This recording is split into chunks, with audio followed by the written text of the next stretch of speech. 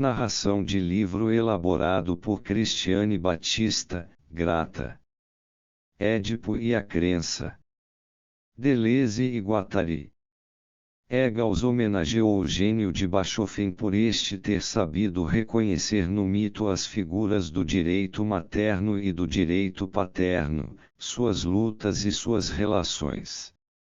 Mas faz-lhe uma censura que muda tudo, dir-se-ia que Bachofen acredita mesmo nisso, nos mitos, nas Eríneas, em Apolo e em Atena. A mesma censura cabe melhor ainda aos psicanalistas, dir-se-ia que acreditam mesmo nisso, no mito, em Édipo, na castração. Eles respondem, a questão não é saber se nós acreditamos nisso, mas se o próprio inconsciente acredita. Mas o que é isso, esse inconsciente reduzido ao estado de crença? Quem lhe injeta a crença?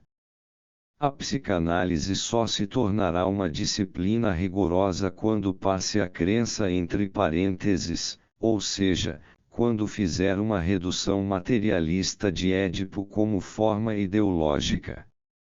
Não se trata de dizer que Édipo seja uma falsa crença, mas que a crença é necessariamente algo de falso, que desvia e sufoca a produção efetiva.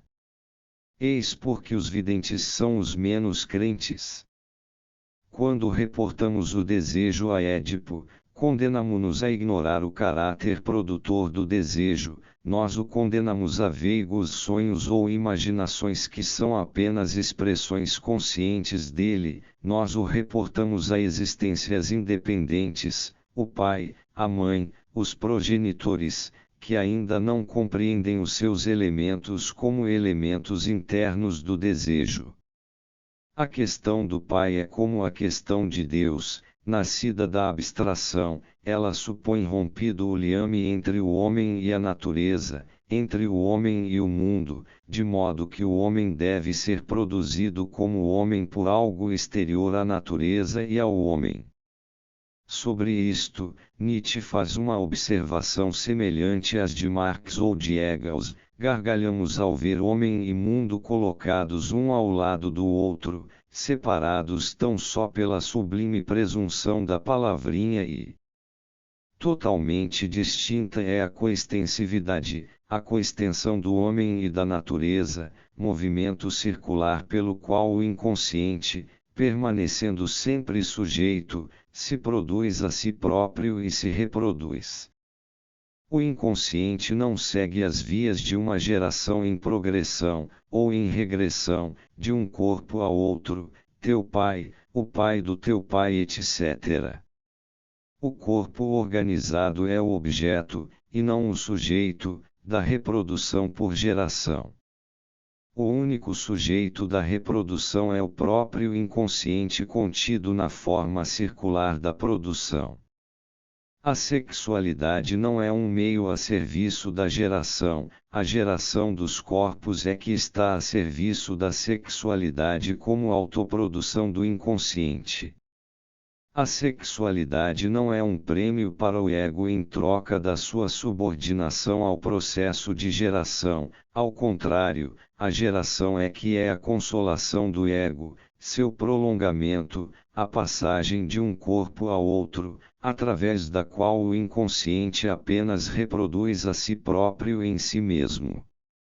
É precisamente neste sentido que é preciso dizer: o inconsciente foi sempre órfão, isto é, sempre engendrou-se a si próprio na identidade da nature e do homem, do mundo e do homem. É a questão do Pai, é a questão de Deus, que se tornou impossível, indiferente, de modo que dá no mesmo afirmar ou negar um tal ser, vivê-lo ou matá-lo, um só e mesmo contrassenso sobre a natureza do inconsciente. Mas os psicanalistas insistem em continuar a produzir o homem abstratamente, isto é, ideologicamente, para a cultura. É Édipo que produz o homem assim e que dá uma estrutura ao falso movimento da progressão ou da regressão infinitas, teu pai, e o pai do teu pai, a bola de neve de Édipo indo até ao pai da horda, Deus e o Paleolítico. É Édipo que nos faz homens, seja para o melhor ou para o pior, diz o tolo. O tom pode variar, mas o fundo permanece o mesmo, não escaparás a Édipo, só tens escolha entre a saída neurótica e a saída não neurótica. O tom pode ser o do psicanalista raivoso, o psicanalista atira, os que não reconhecem o imperialismo de Édipo são perigosos desviantes, esquerdistas que devem ser entregues à repressão social e policial, falam demais e carecem de analidade, Dr. Mendel, Dr. Stefan. A partir de que inquietante jogo de palavras o analista deve promotor de analidade? Ou então, o psicanalista padre, o piedoso psicanalista que canta a incurável insuficiência de ser, não vês que Édipo nos salve a de Édipo, que é nossa miséria mas também nossa grandeza, conforme seja ele vivido neuroticamente ou na estrutura, mãe da santa crença, J.M. Poyer. Ou ainda o tecnopsicanalista, o reformista obcecado pelo triângulo, e que envolve em Édipo as esplêndidas dádivas da civilização, a identidade, a mania depressiva e a liberdade, numa progressão infinita. Em Édipo, o indivíduo aprende a viver a situação triangular, garantia da sua identidade, ao mesmo tempo em que descobre, às vezes de modo depressivo, outras em exaltação, a alienação fundamental, a sua irremediável solidão, preço da sua liberdade. A estrutura fundamental do Édipo não devia ser apenas generalizada no tempo a todas as experiências triangulares da criança com seus pais, deve também ser generalizada no espaço às relações triangulares distintas das relações pais-filhos.